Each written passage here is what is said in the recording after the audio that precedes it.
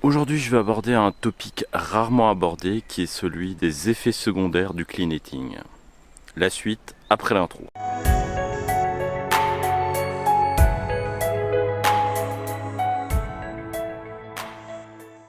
Alors le clean eating, c'est quoi? Le clean eating, c'est le manger propre ou manger sain si vous voulez. Moi j'aborderai la question du clean eating sous la forme paléo. Mais c'est tous les gens qui mangent sans gluten. Certains y rajoutent des aspects éthiques comme manger local, locavore, manger sans pesticides, manger sans additifs. Éviter en fait plein de choses qui sont mauvais pour la santé. C'est ça ce qu'on appelle le clean eating. Il y a différents régimes qu'on pourrait qualifier de clean eating. Le régime paléo en est une forme. Alors pourquoi il y a des effets secondaires au clean eating? Vous avez habitué votre corps, quand vous mangez clean, à manger très très sain.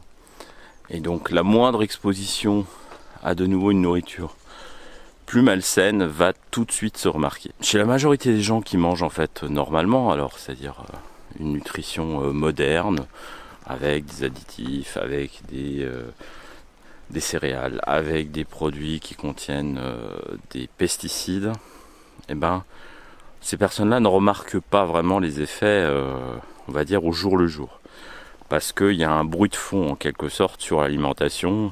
Il y a des effets secondaires, mais ils ne sont pas en mesure de les détecter, à part les effets très négatifs qui sont visibles sur le très très long terme.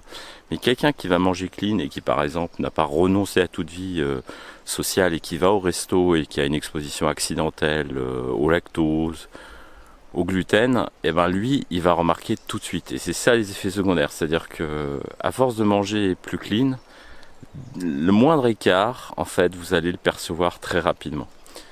Et ça vous encourage aussi à manger clean par la suite, mais aussi c'est du coup une façon de voir qu'il y a un problème avec l'alimentation qui est pas stricte en tout cas.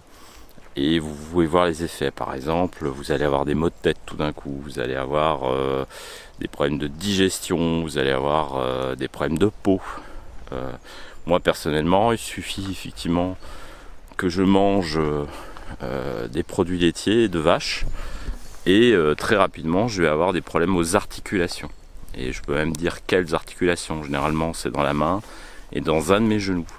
Donc ça c'est quelque chose que vous allez percevoir.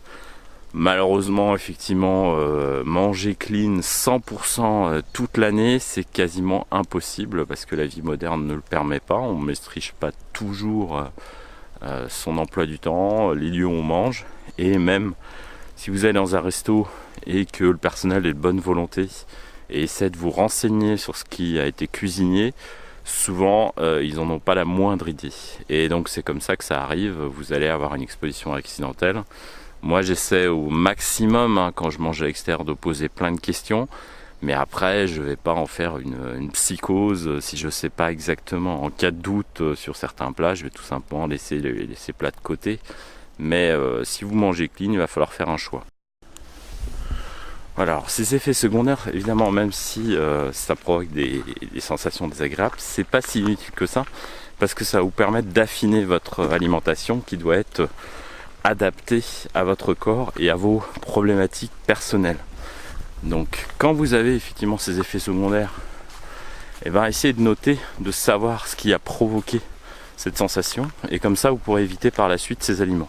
Vous pouvez aussi prendre le parti de vous réexposer régulièrement à certains aliments de ce type, mais moi je pense que pour quelqu'un qui est sensible à quelque chose et qui a une intolérance alimentaire, c'est pas non plus une bonne idée d'essayer de réintroduire cet aliment dans son alimentation. Voilà, c'était tout. C'était une très courte réflexion sur ces effets secondaires qui ne doivent pas vous inquiéter, mais qui sont aussi une confirmation que vous avez un problème avec certains aliments. Et tout ce que je peux vous encourager à faire, c'est d'essayer de manger effectivement la majorité du temps correctement, sans avoir effectivement ces effets secondaires. Par contre, ne soyez pas jusqu'au boutiste.